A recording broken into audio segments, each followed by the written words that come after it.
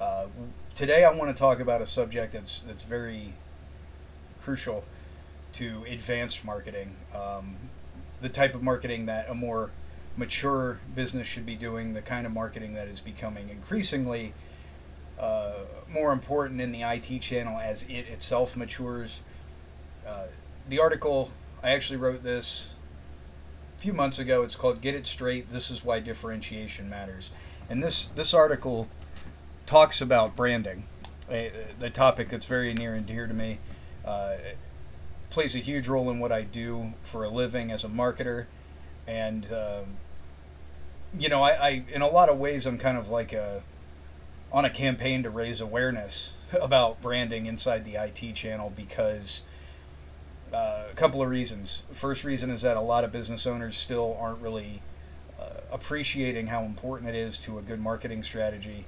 And the other reason is that there is a lot of misconception out there as far as what branding is actually supposed to do, why it's important, and how it's done correctly.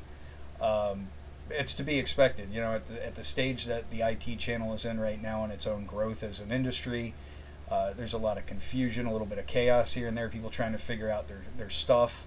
We've got different vendors and different experts coming into the space that are saying do this, do that, and I would say that the most fundamental thing to always remember is that you will never pick up a marketing textbook that omits branding and how important it is to the success of a business. There's gurus and there's people out there that say don't worry about branding. Branding's old. They make fun of Mad Men and making up taglines and making up narratives and all this stuff doesn't matter anymore because data and digital and all this other stuff. And that's absolutely incorrect. It's such a narrow way of looking at what marketing actually is. It drives me nuts. So like one of my things as a marketer in the IT channel is I fight against that poor conception that these things no longer matter magically for some reason because computers came around, and that's not true. You're still selling to people. Your people selling to people. That hasn't changed. Marketing, some fundamentals don't go away just because you're introducing data and metrics and email. Messaging still matters. Being smart about it still matters. Having a strategy that involves building a brand absolutely still matters. Go look around at any successful company and you see that as an industry matures and things start to consolidate and some of the key players rise to the top and a lot of the small contenders are vanquished and disappear, that branding is always one of the things that separated the winners from the losers. Just so this whole idea that it doesn't matter is just insane. So in this particular article, I want to talk about revealing a little bit why that is the case, because it's so important to not just see marketing and branding in these black and white, it matters, it doesn't matter, but you got to know why it matters, right? And that helps you execute on the strategy. It helps you put value on what you're doing. And in the process of kind of explaining it in this article, I also wanted to add on to this by showing some examples that specifically would apply in a way to your business, to an MSP. Not one-to-one, it's not a direct translation like, hey, go copy this, but maybe it'll help you to see what you could be doing with branding that would actually help you leverage marketing and use it to your advantage rather than just do it as like a maintenance task, this thing that you got to do. No, marketing should be working for you to empower your business and get you more than the other guys.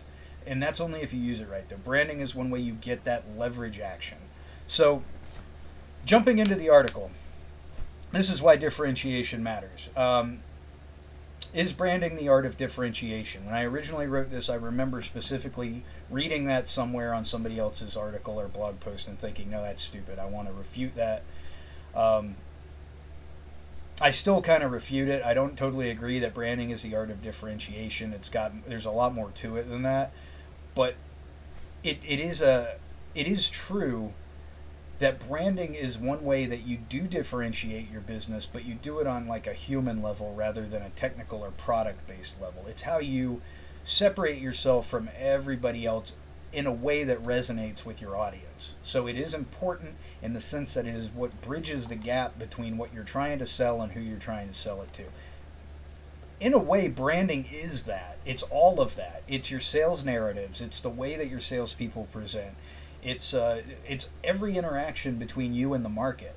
So, right off the bat, there is why you should see that branding is so not the thing you want to ignore and say that it's something we'll do later or it's a waste of money because it's not easily measurable. It is the language that you're speaking to your audience. So you need it. You have to have it. So I come in here in this article and I talk about, the idea that differentiation has to be looked at carefully, right? And you don't want to just think of it as being different has innate value. Being different in and of itself has no value, all right? Differentiation is more of a side effect of what you're actually trying to do, which is specialization. Specialization is what has the value. So I'm going to use this real quick. I actually pulled up a couple pictures for this example because there's an analogy that sometimes helps me explain this a little bit better. I'm a car guy. I'm into racing and motorsports and car shows and things like that. So I use this as an example. Take a picture of this beautiful RWB Porsche. Love this car. Love all of these cars. If you're a Porsche purist, you probably hate it because it's been modified in Japan. But I digress. The point that I want to make is that there are people out there that will spend $250,000 on a car, and then they'll spend money putting a beautiful paint job on it. They'll modify it. They'll spend thousands of dollars finding rare parts to put on it, and they take it to shows. They turn heads. They get people excited. People look at this and they want to talk to you. They envy your car. They envy the work you've done. It's a work of art, So it accomplishes a goal of getting attention and resonating with people. That's what that's what it's doing, and but it's not just about getting attention, right? Because there's another way that you can modify a car that costs way less money, that will get everybody to turn heads and look at you, and probably will make people look at you even more than the guy driving this $250,000 car. You could just glue McDonald's toys all over it. This car probably turns a lot of heads. I'll bet a lot of people look at this, and some people might even stop and ask questions. Police probably stop and ask questions. But regardless, both of these cars are getting attention, and both of these cars are different. They're differentiating the owner. They're differentiating a lot of things. They're just making a statement is what they're doing, but not... Both of them don't achieve the same end goal, right? I seriously doubt that anybody is envious of this car. It turns heads, it gets attention, but it's not getting you to the same end point as this car does. So you have to look at branding that way. It's not just a thing. It's not just to be different. And differentiation across the board is not about just standing out and turning heads. And that's why you have to really have a strong grasp of the human side, the art side of creativity to do branding and marketing, because it's not as simple as let's make it catch attention, let's turn heads, and let's be flashy. It's got to come to a point. It's got to resonate with the right people, and it's got to create a certain response. So that's my analogy for why differentiation is a little bit more complex than just standing out and being different. A lot of times we as marketers talk about that, and it creates this misconception that we just want to do whatever it takes to make you stand out and look unique. But if we're good at it, we don't want to do this. We don't want to take your MSP and make it look like this McDonald's toy car of the IT space. We want it to be this Porsche. We want it to get the right attention. So moving back to the article, let's talk about real quick how differentiation is a scary concept. It can be frightening. Especially if you're not completely objective about the discussion, right? If you own the business, you're personally attached to the business, it's a little bit harder to make these decisions sometimes because you have an attachment to what's going on, and the idea of excluding some people or clearly defining and making a presence for yourself can be a challenge, right? The reason why it's scary is because, going back to what is differentiation, the real value is in specialization. When you specialize, when you target a specific segment, and you build your business around satisfying the needs of that segment, and you thereby increase the value of your business, you innately will be excluding some people. That's just what happens. It comes along with the territory. You specialize here, you're going to start being less compelling to the people over here. I love to use Planet Fitness as a fantastic example of how you do this correctly. This company, this gym, it's a franchise gym. They have masterfully executed on compelling their ideal audience and bringing them in and making them feel super special, and while at the same time excluding actively to the point of pushing away the non-ideal audience, because there's actually a conflict between the two. Now, you wouldn't really, off the top of my head, run into a situation like this necessarily in the IT industry, right? There's not a lot of, like, you don't have to say, to provide the best the best IT service to the healthcare industry, we had to stop providing service to lawyers. It's not like there's a mutual exclusivity there that you're working with. But with Planet Fitness, they felt that to make the casual users, casual gym members, which is their ideal audience, to make them feel better about going to the gym and make them more likely to join, they had to get rid of what they call the lunks, and these are your stereotypical bodybuilder type gym members that, as you can see in the picture here, they're clearly described on a big sign on the wall.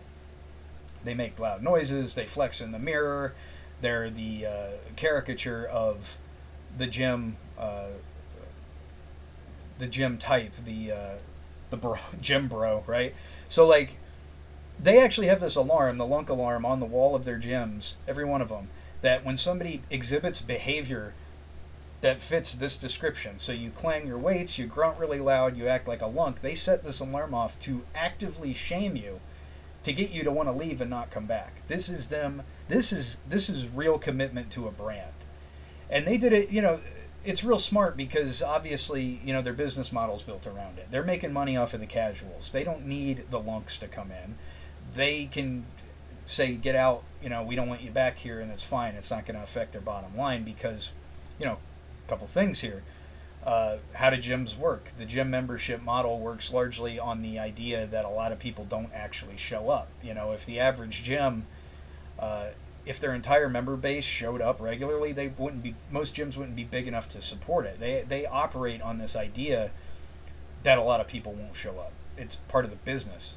So, they want the casuals, because the casuals are more likely to not show up. You got your lunks that are really serious about bodybuilding and whatnot. They're going to show up every day. They actually don't want that. They want the people that come less frequently, take weeks off and whatnot. Okay? So it makes sense for them to want to get rid of the lunk, and in doing so make the casual person feel more welcome. It's just this beautiful synergy of ideas. So again, you're not going to want to take this idea necessarily and just run it into an IT company. There's very little translation directly from point A to point B. But it's important to see through this case study, through this illustration, that this is what differentiation is all about. It's about the other side of the coin, specialization. It's about making your company appear special to a certain ideal audience that you're trying to sell to. They do a great job. They're the number one smartest growing franchise brand. They've been the fastest growing gym for years. It works. The proof is right here. It works. Branding is how you win. So Jamie showed me this the other day, sent me a link to this and said, check them out. I think they got a good brand. They're doing some interesting stuff. Absolutely. I agreed. In fact, her and I both ordered a bunch of stuff from this website immediately after taking a look at it.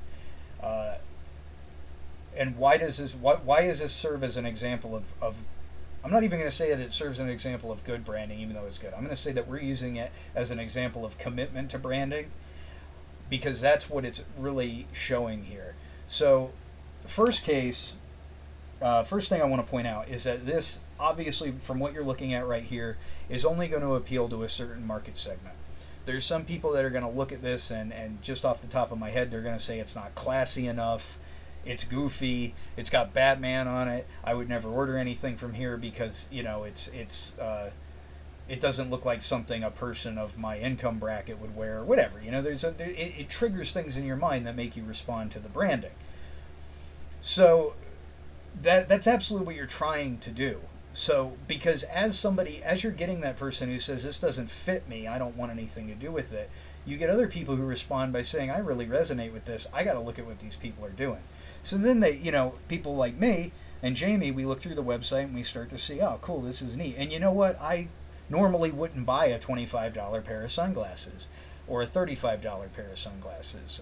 It's just not, I'd rather buy a more expensive pair and wear that all year, and instead of having a bunch of cheaper ones. But because the brand resonated with me, I ended up ordering 3 pairs of these right off the bat, because that's how marketing works. I mean, that's what I'm illustrating here, is that it overrides logic. If you do it correctly, it makes people behave in the way that you want them to behave. Sometimes it's completely inexplicable because we respond emotionally to what we're buying. And that's whether you're selling sunglasses or you're selling cybersecurity. It comes back to the human decision makers, and the emotions always matter.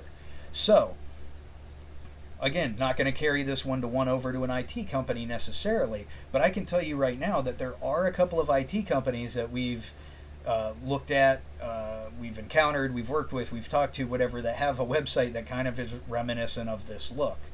They're a little bit more fun, they're a little bit less formal, they've got the bright colors. In fact, some of you might be thinking right now, you know exactly who I'm talking about, because there are a couple of bigger IT companies that kind of went that direction. But what I want to point out is something that a lot of them failed to do. Okay, they tried to slip the bonds of that. Oh, here's an IT guy in his suit and tie, and here's some pictures of computers, and it's all boring and it's all formal looking, and look at how professional of a company we are. They decided to say, okay, we're gonna step away from that, do something different. We want to stand out. We want to stick in people's minds and be better than everybody else. Great.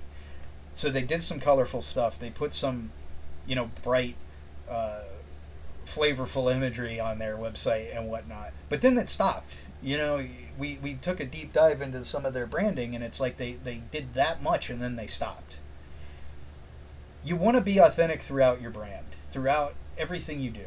And once you start investing into good branding, it's stupid not to let it permeate everything you're doing, because you're not getting your full value out of the money you're putting into it if you don't.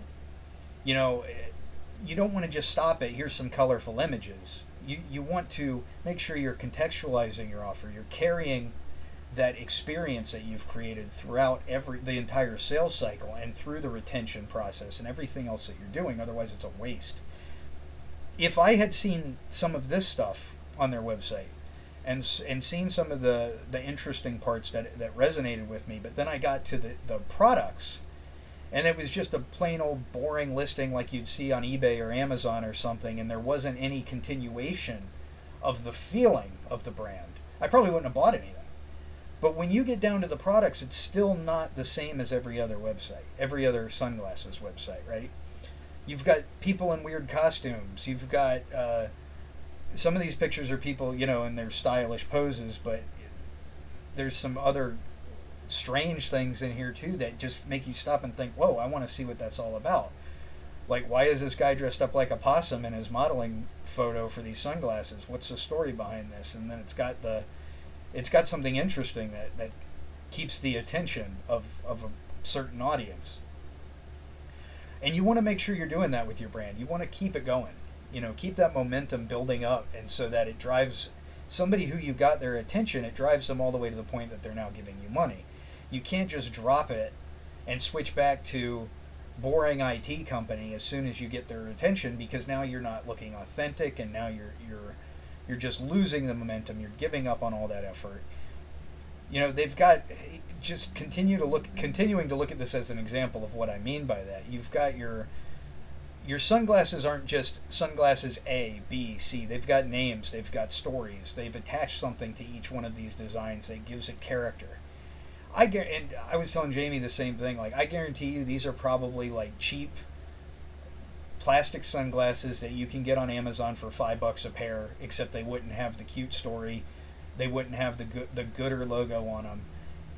Sunglasses are a commodity, right? Like I could go get something that looks exactly like this for $5, but yet I paid $35 for each pair and had no problem with it, only because of the brand. And that's where the IT companies are losing out. Everything is getting more and more commoditized. Everybody is looking at the IT companies like, okay, you're all exactly the same. None of you are showing me anything any different, so I'm just going to pick which one of you is cheapest. You've commoditized yourselves. This is how you get out of that downward spiral. Branding is how you get away from that, so that you can start charging $25 for a $5 pair of sunglasses.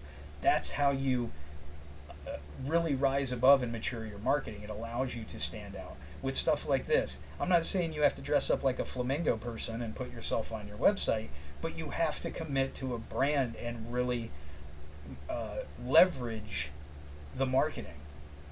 And that's the funny thing about levers. I can't remember if I said this in the last video or not, but levers require a fulcrum. A flat board on the ground is not a lever. If you want to leverage something, you have to pivot against something. And the thing that you're pivoting against to leverage the power of marketing is your brand. That is your fulcrum. You don't have it, you don't have leverage. All right, so fun stuff, right? All right, so let's look at the next example, third example. This is an little SEO company website that I love using as an example of how easy it can be to add a little bit of branding and a little bit of identity and character to something that's normally very boring. SEO companies, even marketing companies, are very much, we share a lot of things in common with IT companies. You know, we're all running that risk of being commoditized. There's a million copycats out there that are all doing the same thing. You know, the burden is on all of us, SEO, marketers, IT companies, to elevate our own businesses ourselves to providing a higher level of strategic value so that we can stand out and actually be worth the money that we're trying to make, and also to stand out in such a way that we can justify being worth more than all the commoditized nonsense that's out there, right? So this company has just a little bit extra to it that allows them to stand out a bit in your mind. You know, I always remember this site, and the fact that they have some branding done tells me that there's a little bit of production value there. There's somebody who was committed to marketing.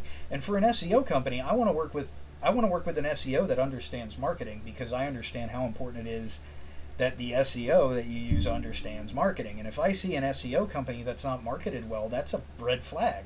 That's like, you know, it just doesn't look right to me, because I feel like they might know the technical stuff. They might know some things that have to do with search engine optimization. But if they don't know marketing, then maybe they're not the best choice when I'm trying to use SEO for my marketing. This, on the other hand, shows me that they understand branding. They understand the importance of even if it's having a name, SEO Champ, and having a little logo mascot character there. You know, they keep the brand consistent with some similar graphics that present what they're doing in a way that fits with the imagery that they're using. I love this, put the fight in your sight, because it you remember that, and it immediately makes you think, oh, I'm going to be competitive, because that's why you're doing SEO. That's why you're paying for it. You want to be competitive. This gives a little competitive feeling to it. You know, get your site in fighting form. Just a little bit of contextualizing. You know, you don't have to go over the top, but they're using some words that draw you into this idea of a competitive boxer. You know, the fight for better SEO. And then I like down here just a little simple thing, like instead of keeping with the whole full-on cartoon look the whole way, when you get to their blog post, they kind of transition to this like Everlast logo, sort of vintage boxing look, which I think is cool because it sticks with the theme, but you're not totally overwhelmed, but just kind of that same colorful look everywhere you turn. It's subtle, it's simple, but it does something, you know, and most IT companies out there right now, the vast majority are not even taking it this far. They're just copy pasting the same stuff everybody else is doing, and they don't stand out one iota, and it's so bad for your long-term marketing strategy to do that. So, you know, here it is, SEOchamp.co, another example of how simple it can be to actually step into that branding direction and start using it to your advantage. And now I want to bring up something that kind of all three of these examples can help to show. In the IT industry, there are some things that are floating around. There's different branding specialists out there. There's branding methodologies that are being sold very heavily in the IT channel right now. And one of my as like a branding advocate, one of my jobs, I feel my duties to everybody is to try to keep people from wasting money on things that don't work. We have a lot of interaction out there with different companies, different methods, different means.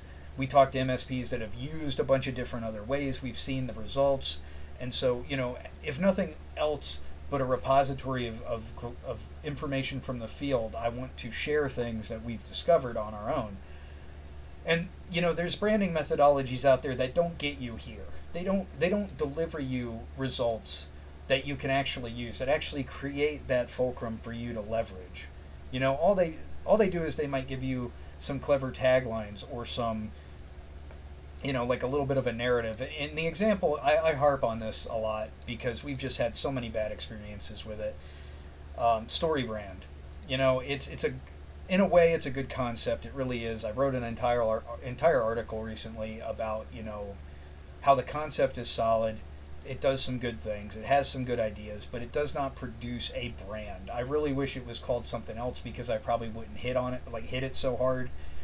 But the fact that they're saying that it creates a brand is where I feel like it's misrepresentation, and I have no qualms with telling people, think real hard before you commit any money to StoryBrand, because we've seen it used. We've worked with StoryBrand specialists, some that were agency-based, some that were freelancers. Not because we hired them, because our clients were using them. We've worked with them directly. We've seen, or we've shown up after they did and saw what they created, or we kind of sat in the shadows and watched them work with some MSPs while they were deliberating on whether or not to bring us in. And frankly, a lot of times, more times than not, we've had to come in and clean up that mess. I hate to say it that way, but that's because formulas, which is what StoryBrand is, it's a very set formula. I've seen the same spreadsheets and little question and answer forms used across multiple MSPs, multiple vendors. It's always a slightly different iteration of the same thing, right? That's what a methodology is. You don't expect otherwise. It's a formula. The problem is that formulas produce consistent results if the input is consistent. If you put A into the formula and B comes out, every time you put A into the formula, B is going to come out. Well, what is the problem that MSPs are facing right now? Homogeny. They're all the same. All MSPs are A. So when you feed them into a formula that always produces B from A, you end up with this problem where StoryBrand is producing a bunch of the exact same narratives for every MSP that they're consulting with. We've seen it over and over again. I'm not going to make a blanket statement and say nobody out there is capable of getting creative with it, but we haven't seen it personally yet. We always end up with the same hero archetype stuff that spits out at the end. It's got almost the exact same messaging, and it just doesn't work. And even if it did, let's say somebody goes off script and they come up with a different archetype, and the formula produces something different because the StoryBrand consultant was actually creative enough to do something a little bit different with it, and it spits out something different at the end. It's going to be typically what you end up with is you end up with a narrative that's based off some very archetypal imagery. So you end up all the time with the superhero stuff. Comes out almost every time. So even the imagery comes out as a little bit rote. It's a little bit played out already. I mean, it's not very advanced. That's the thing. And as an advocate of good branding, I just want to warn those of you who may be considering such an option that it is not a step towards advanced marketing. That's not how you get mature marketing. If anything, StoryBrand is awesome for small businesses that are just starting out and they would rather have something than nothing. That's great. But what we're dealing with right now in the IT space is a need for maturity in marketing. If you want to be competitive, stay competitive, and fight against the big dogs that are quickly rising to the top of the food chain, that's not what you need. You don't need that entry-level stuff. You need to get real with building that good fulcrum so that you can leverage your marketing the way it's supposed to be leveraged.